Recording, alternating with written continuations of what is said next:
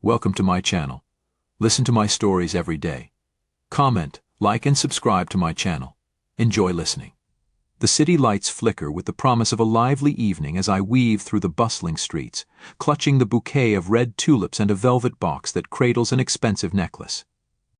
It's Clara's birthday today, and despite the late hour, I'm eager to surprise her at the chic bistro where she works as a waiter. The thrill of seeing her smile, the sparkle in her eyes at my unexpected appearance, fuels my steps. Pushing through the glass doors of the bistro, I scan the dimly lit room filled with the clink of glasses and the murmur of conversations. It's busy, typical for a Friday night, but there's no sign of Clara. My heart sinks a notch as I approach her co-worker Jess, who's polishing wine glasses behind the bar.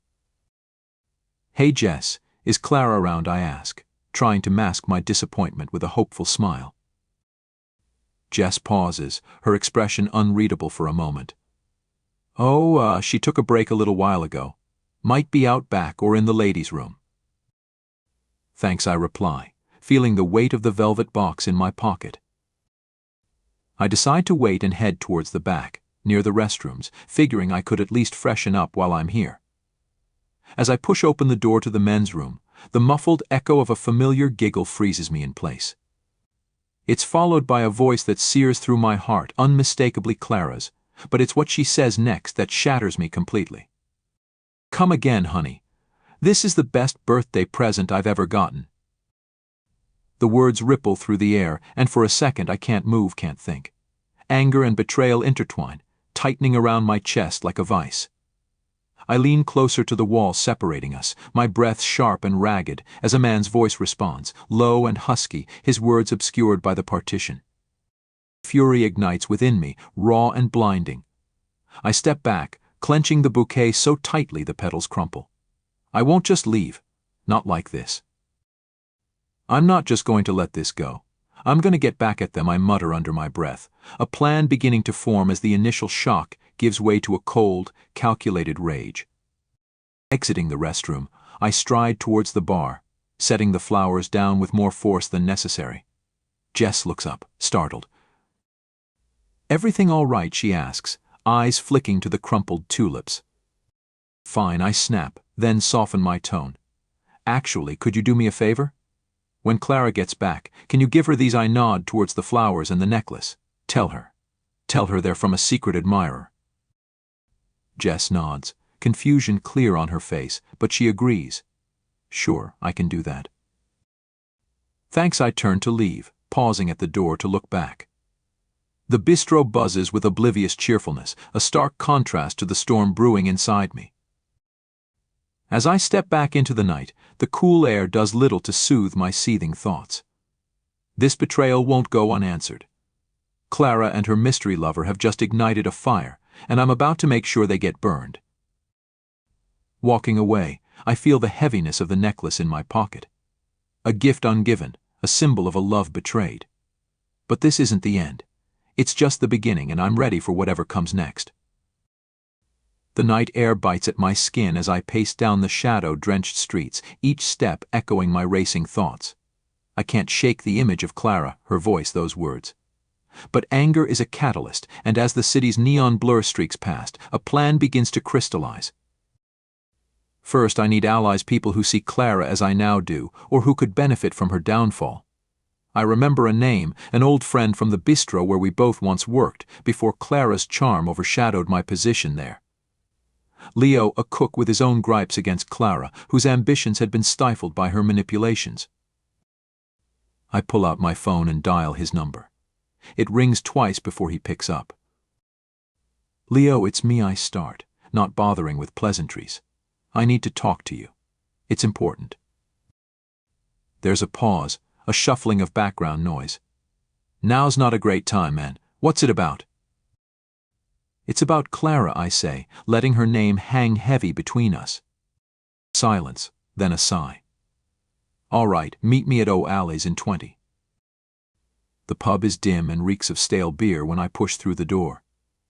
Leo sits at the far end of the bar, a half-empty pint in front of him. He looks up, his expression wary. "What's this about Clara?" he asks as I slide onto the stool beside him. I caught her cheating tonight. At the bistro. With a customer no less, I confess, the words tasting bitter. Leo's eyes narrow. That's rough, man. But why tell me? Because I lean in, lowering my voice. I want to expose her. And I think you want to, too. She's been stepping on people to climb up, hasn't she? How long until it's you she screws over? Leo chews on this, his gaze drifting to the rows of bottles behind the bar. Finally, he nods. All right, I'm listening. What's your plan? We gather evidence, I propose. Anything we can use. I know a couple of others at the bistro who might help. Maybe they've seen something that can prove what she's really like. And then Leo probes, skepticism threading his tone.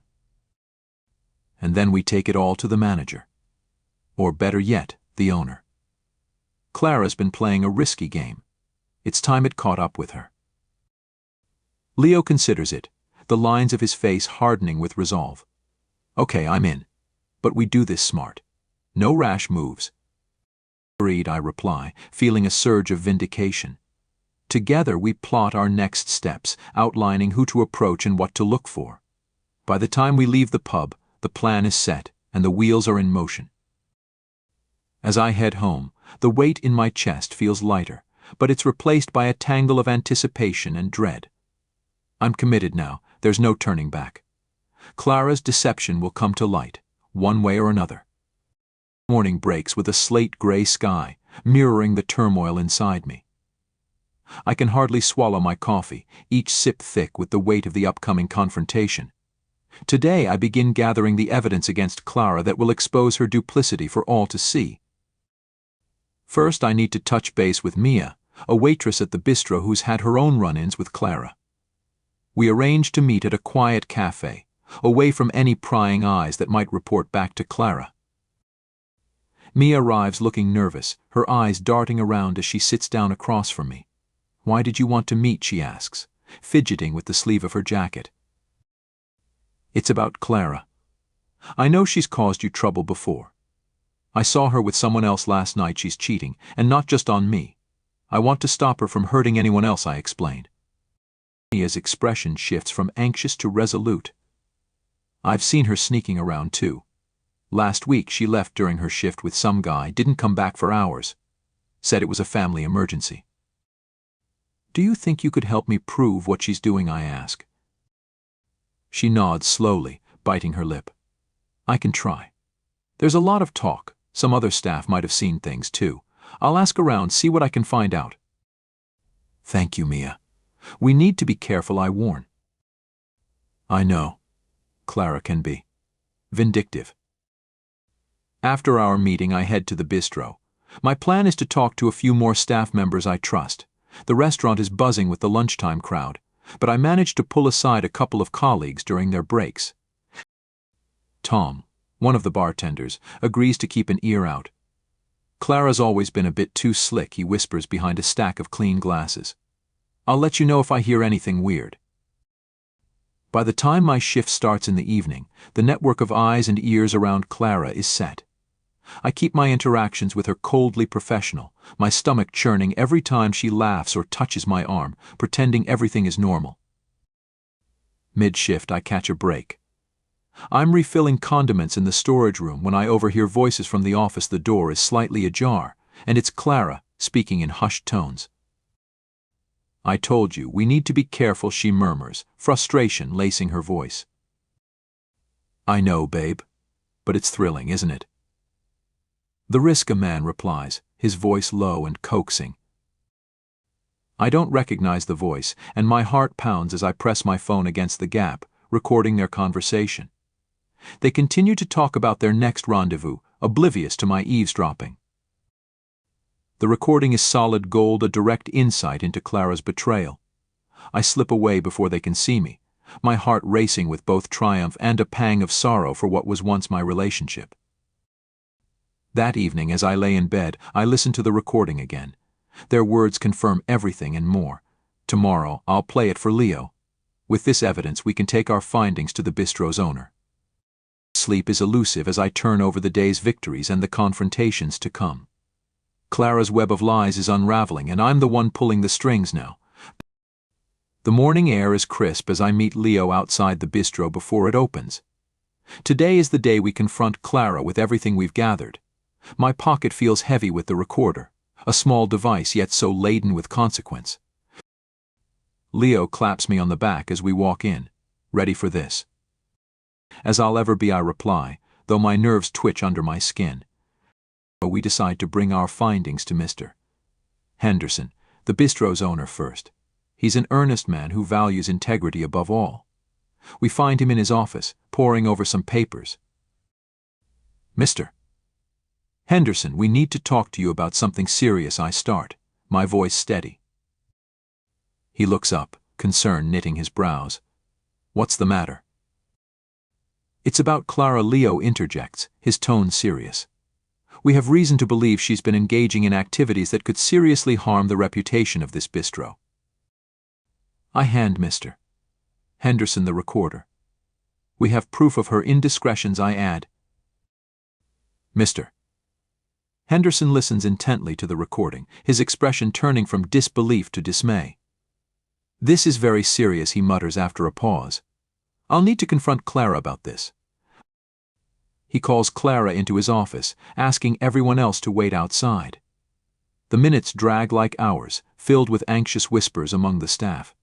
When the door finally opens, Clara's face is unreadable, a mask of calm that doesn't reach her eyes. Mr. Henderson steps out, looking grave. Clara has resigned. Effective immediately, he announces to the gathered staff. Thank you for bringing this to my attention. We'll need to discuss how to move forward without her, but for now let's focus on our work. As the crowd disperses, I feel a mix of relief and emptiness. It's over, yet the victory is hollow. I'm about to leave when Mr. Henderson calls me back. There's something else, he says quietly. Clara wasn't just having an affair. The man she was involved with is part of a group known for laundering money through restaurants. We caught her just in time. Shock courses through me. Clara's actions had deeper ramifications than I had imagined. I owe you one, Mr. Henderson continues, and I need someone I can trust to help keep an eye on things around here. How would you feel about a promotion? The offer takes me by surprise. I'd be honored, sir, I stammer. As I step out of the office, the weight lifts from my shoulders, replaced by a new sense of purpose. But as I pass the bar, a photograph catches my eye. It's an old staff photo, and there, laughing, is Clara, looking happy and carefree. I pause, struck by the memory. Maybe there was more to her story than I knew. Maybe we all have our secrets, hidden just beneath the surface. Turning away, I decide it's time to look forward, not back. The bistro will need to rebuild, and I with it. As I start organizing the bar, I feel ready for whatever comes next, embracing the future with a newfound resolve.